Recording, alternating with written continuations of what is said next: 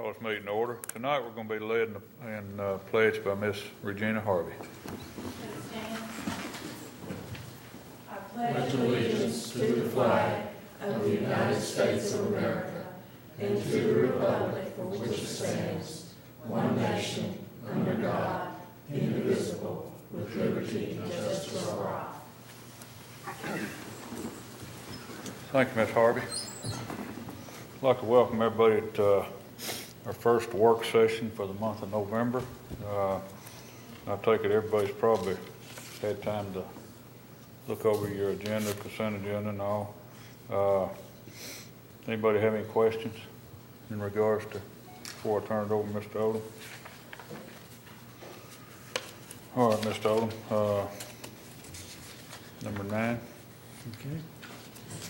This is the application for extended learning programs for 2013-14. That's the old extended contract program. They cut them out again this year. So basically we're down to two things. Extended contract application allocation for the 2013-2014 school year has been received. Rutherford County's allocation of $106,900 was substantially reduced this year by the Tennessee Department of Education compared to the 2011-12 and 2012-13 allocations. The Extended Contract Committee is seeking approval to submit the application using the program parameters that Rutherford County has been using for the past several years. Those parameters in priority order are number 1, summer school, and number 2, school year high school online enrichment and credit recovery programs. The motion will be to recommend approval. Motion to approve Rutherford County Schools Extended Learning Programs application for 2013-14 using the following parameters: 1, summer school, and 2, school year high school online enrichment and credit recovery. Any comments? Questions? You might be interested to know, I don't know that I'll put him on the spot.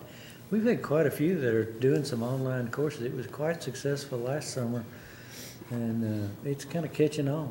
I actually have a few numbers. Oh, do you? Okay, good. I thought there may be a couple of questions. We had 10 different courses offered our first quarter for the first 9 weeks of this school year between several students, and we also have 35 different classes being offered the second quarter because students are trying to recover from either their failures or to take a class that would free up their schedule so they can have a more rigorous class. Personal finance is one of the classes that the students are taking at, for example, Central Magnet School. That way they're not tying up that block of period in their day so they can take a more rigorous math or more rigorous language or other class. At that rate, we expect to have somewhere along the lines of 45 to 65 different classes offered in our next semester, but we have grades for the first semester coming out at that point. We had a tremendous number of students able to graduate last year.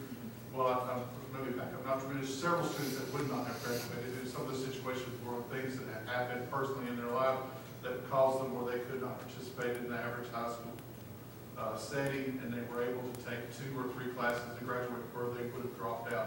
Mr. Odom received an email earlier this year with a young lady that was dropping out. She's now in our online class so that we can go ahead and prevent a dropout in the Rutherford County community and give her a rigorous diploma. The great thing about these classes are they're more rigorous probably than our regular classroom because they're doing it online, but they're being taught by our teachers that are teaching that on a daily basis outside of that time through our same textbooks. With the reduction, in the past, we've usually had 2 high school locations for summer school. Does this reduction prevent us from being able to continue that? Mr. Blair, we had 1 last year because we had that reduction of near 50,000 last year. So we went from 148,000 this year to 106,000. That you see, and only 98,000 that could be spent on these classes. The remainder of that money is flow-through money for other things that the state requires us to pay. So we've lost another $40,000+ over even last year. In the last 2 years, we've lost almost $100,000 from a $250,000 fund. You know, we've actually, the other thing too that's playing into this, when our principals created another period in their day to help do credit recovery and help kids catch up, do that sort of thing, we're not having kids that are waiting till the summer to catch up. Also, with an online opportunity now, they do not wait till the summer, so the demand for summer school is actually declining. We still offer the night school. We have over Over 100 there. classes during summer for online that typically would have been in one of those summer school settings for high school. Now they're able to do that during the school year too, outside of their school day. We're preventing that from piling up in the summer. They can catch up for a semester during their second semester instead of waiting for that whole process. But as Mr. Oaks said, we have additional class periods offered during the day. So now they're having opportunities as well in the regular day to prevent themselves from being so far behind that they can't graduate. Yes, sir. We've also done our best to continue the activities when we thought they were valid activities from local funds, as we have seen these dollars pared back over the years. Summer school was very expensive for Yes. us, because we don't charge people that are the free and reduced category and that sort of thing. So we had considerable expenditures. So by doing some of this is actually probably in the long run, we're saving some monies of what we would have had to expend otherwise. Plus, it's more timely for the students. That's what I like. You're not waiting several Yes, sir. months. Rutherford County is one of the very few school systems that still do that. Most charge for summer. So if this reduction continues on the same pace that it has over the last 2 years, at what point are we not able to offer summer school? That will probably be the year after next if we continue with that same rate, offering it being funded by these monies. As it stands now, Mr. Sandig really kicks in a lot of our general funds at the moment for our summer school too, because we have middle school and high school settings that we're providing. So we've already got to that point where our general funds are paying for a substantial amount of summer school. Tuition and our general funds are the majority of it now. With us putting that summer school as the first, it makes it the priority. So if there's any funds left over from like an online class that's doing those things as well, automatically goes back to the summer school and kicks in their funds.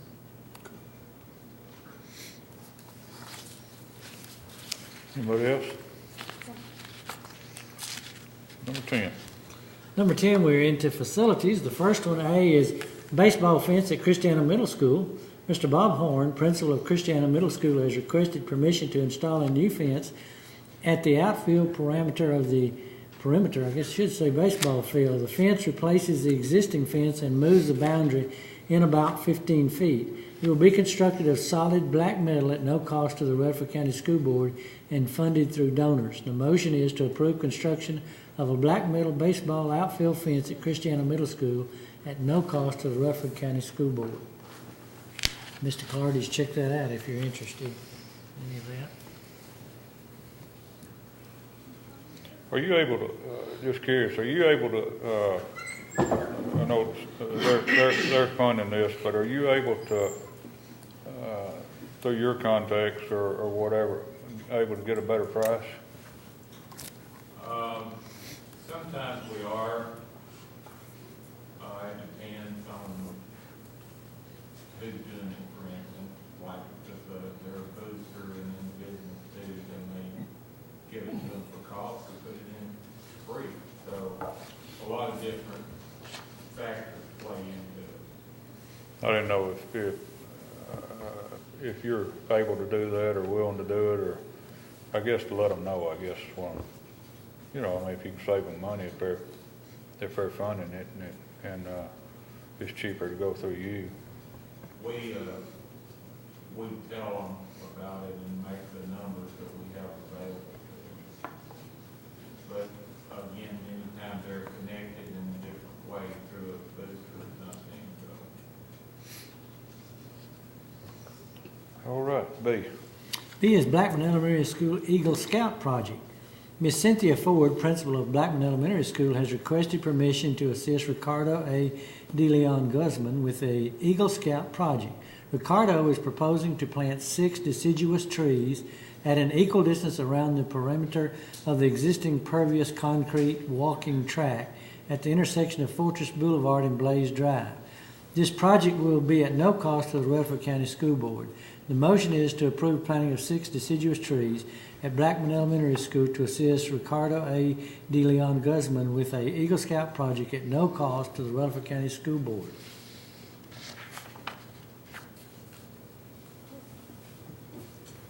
Any questions? What kind of tree is Oh, go that? ahead.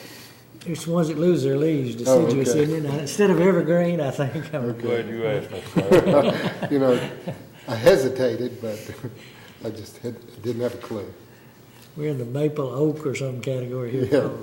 Yeah. C. C is Rutherford County Schools Energy Management Guidelines. In order for Rutherford County Schools to conserve energy and maintain energy conservation, a set of guidelines has been prepared for the entire system.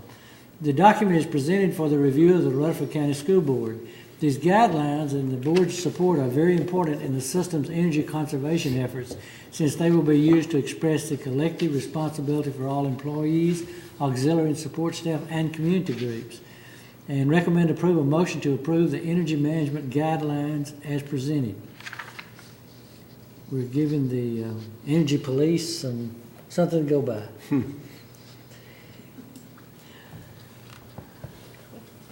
Any comments? Did you get it? Have you looked at them? Some of the things.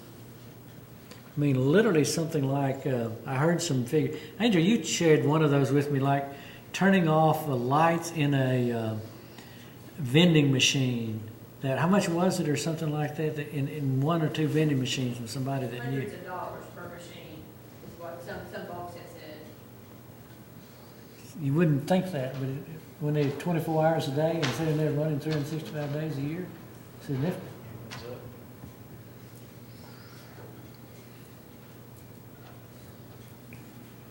All right. We'll skip over number 11. Number 12. Looks like we've got a lot of homework, a lot of reading to do.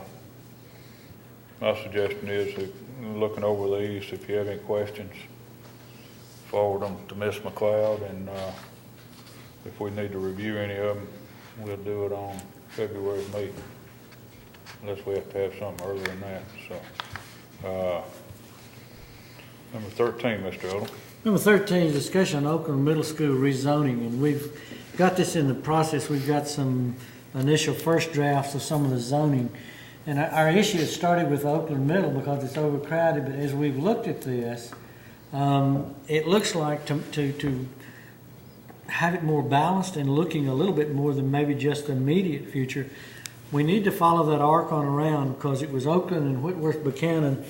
Christiana really needs to be brought into it, and possibly Rockvale, because there's some changes. You know, of course, with Joe B. Jackson extension out here now coming towards the Christiana situation. So when we bring this to you, we're going to have some scenarios that kind of look at that whole arc, that maybe we can get a little bit ahead of it.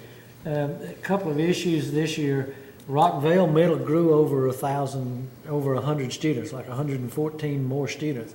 That's a huge number at your 1 to 25 or 1 to 30 ratio. That's a lot of classrooms. So it may be that we have to begin to look at that along with it. Of course, then Oakland Middle up around that, very close to 1,100 now, already putting portables there. We have some capacity at Whitworth Buchanan, but looking at the Christiana, that whole thing together, I think would kind of help us to take a look at to see if you want to deal with it. But I do think very definitely Oakland Middle and Whitworth Buchanan and Christiana probably need to be lumped together to come out with good zone lines where you can put them on highways and natural divides and that sort of things as we looked at it. So we'll have a couple or three scenarios for you to look at when we do that. They have a meeting set to meet with our principals.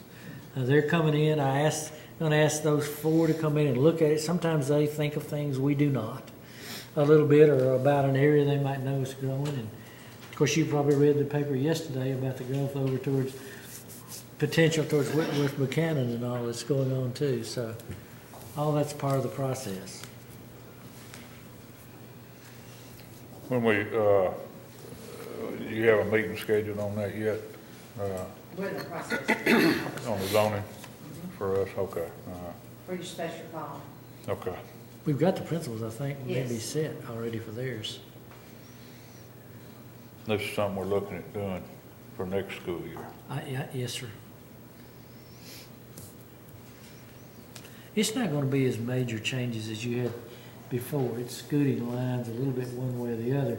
The problem is the density of the people tend to be up here in the, close to Murfreesboro area, where the apartments and the high-density housing happens to be. I mean, it's quite open territory the other, but to move 150 students or something like that, it really comes back in towards town again, you know. Anybody? All right, number 14, general discussion. Mr. Chairman, I guess I would like to make a comment about the Nashville news station that had a story on Laverne High School's intervention program. Mr. Odom, you may want to say more about it, but it painted a picture that that the students were not getting their full lunch period, which was not correct, and that they were being separated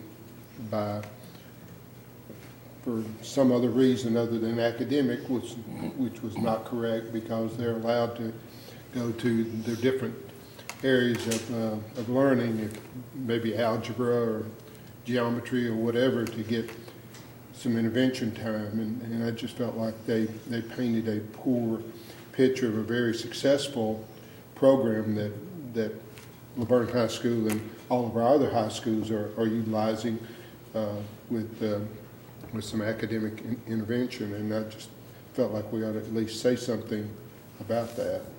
Mr. Evans has repeatedly, in request to him, said that the students are getting their 25-minute lunch period. It is the other 25 minutes. What schools have done is they have divided, every high school has created an intervention time to try to go back and help kids that are getting behind, you know, immediately if you can. Typically in the high school environment, you will schedule your intervention somewhere around the lunch period, and you do that so you don't have to split a lunch period. You really don't want, if you've got a 55-minute class period, you don't want to go for 35 minutes, send the kids to lunch, and then have to try to come back and get them settled and set up again for another 20 minutes. So almost all the high schools, the middle schools a lot too, to a certain extent, move it somewhere around that lunchtime so that they have more flexibility to scheduling a block of time to get in lunch and in an uninterrupted class time too.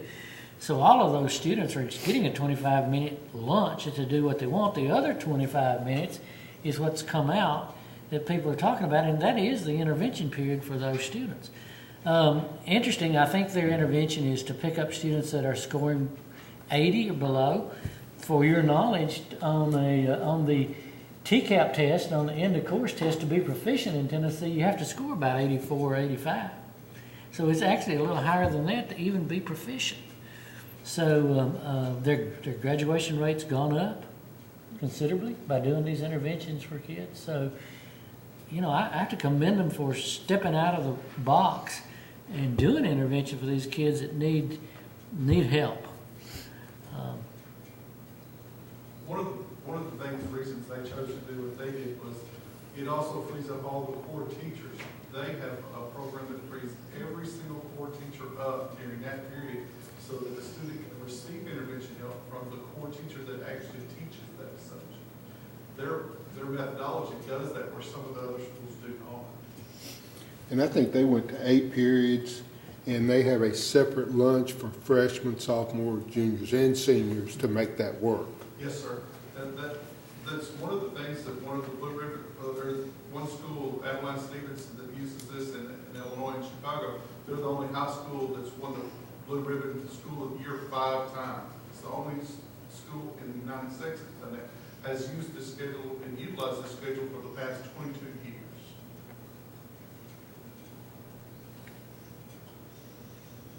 Do we know how the story came out, how it got started?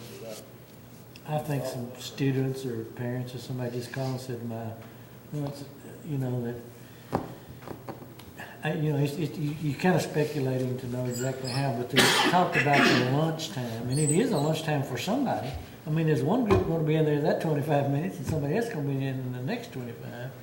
But it's not that students are not getting a time of lunch, not having to study. That's not the situation. They're getting that 25-minute lunch. Are there students that are actually spending like a full hour in the lunchroom? They had some of they gave some of the higher achieving students time to be peer tutors, to do some other things that do not have a specific class for up to 50 minutes. And that's spent in the lunchroom? I don't know that all of it's in the lunchroom. I wouldn't think it would all be there necessarily.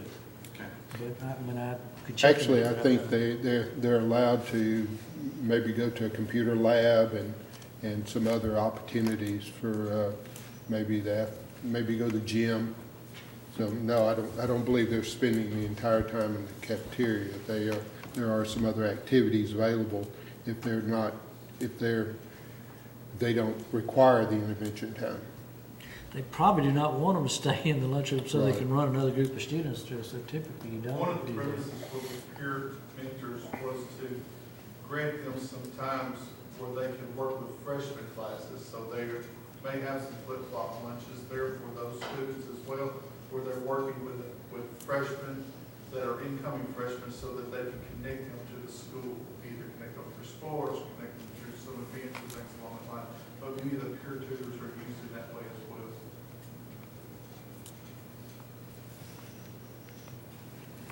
Anybody else?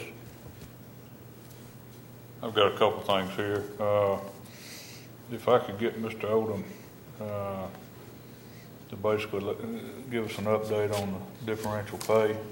I think you've got a lot of stuff laid out, you and the committee, so if you would, without going into a lot of details of where you actually at on the.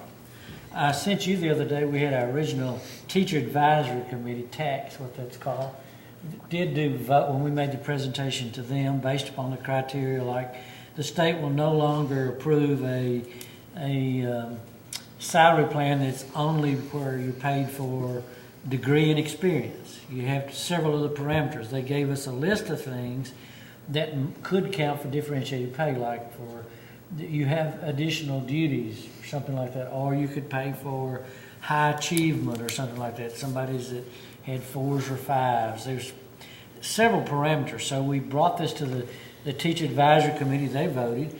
We sent them the same PowerPoint we used with the teacher advisory committee, and they are showing it in their schools. And we've been getting in the last 2 or 3 days, we've gotten 4 or 5 today. The teachers at the schools now are voting again to look after they look at it and kind of making their selection. And I'll send that to you, board members, again when we get, kind of recounts or some adjustments. Not changing drastically when you do that. The other things that we have done or set in place now, we have set 3 additional meetings that for teachers to come in where we'll go over our draft 1, basically a proposal, because we've had now to go to step 2. We looked at the state guidelines, what had to be included. Since we have to have this in January, Jeff and us have been working on what does this look like? What does the salary schedule look like? And so when we have the meetings with the teachers, we're going to show them what this salary schedule looks like. How do you do? And one of the things that we've paid a lot of attention to is the teachers' votes and all that. You remember the state only paid at 0 years, 6 years, and 11 years. And we had teachers said it. We could see it that poor teacher starting out needs to know I've got something coming in year 1 or 2, if they have student loans or if they're renting an apartment starting out teaching. So we're doing some things that, it costs money from the county standpoint if the state's not going to reimburse us, so we have to find other areas to make adjustments on. If you pay for additional degrees, you have to make adjustments. So we have a plan. Jeff's been kind of working with the numbers to see, and we're going to present that to the teachers and kind of show them what it might look like.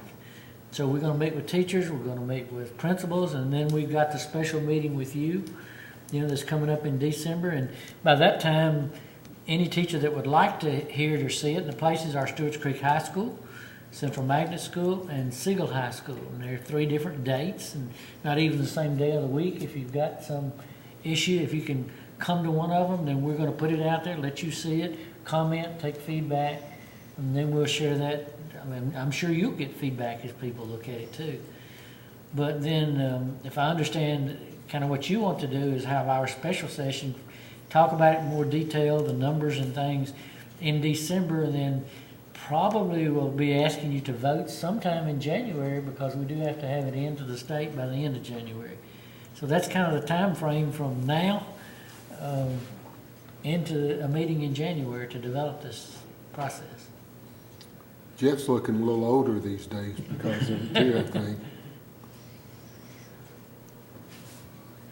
Anybody got any questions for Mr. Oldham or Mr. Anybody send Sandberg? anything to you board members? Are y'all getting any? I received an email today with an opinion, so it's just one. I'm getting feedback, so some of them were just okay with some of the questions. They liked the questions, but some were just, they weren't happy with what was going on. Well, some of the questions we put on there are not ones we want to do. I know, They were, and we explained that very much to the TAC committee, but these were the things the state said, you must include one or more of these for us to approve your pay plan.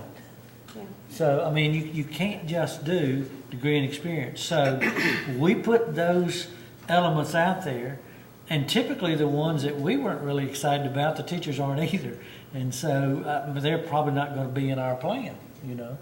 But I told the teachers at the TAC committee, I says, I'm being as transparent with you as I can today. I mean, we're showing you exactly what we are seeing and hearing. And we have not made up our mind what we were going to do. We're seeking your input and feedback. That's what we're doing. And so that's the process. And we're trying to give all these opportunities for people to participate. Ms. Barnes has been a part of that. She sent out the notice today of the meetings.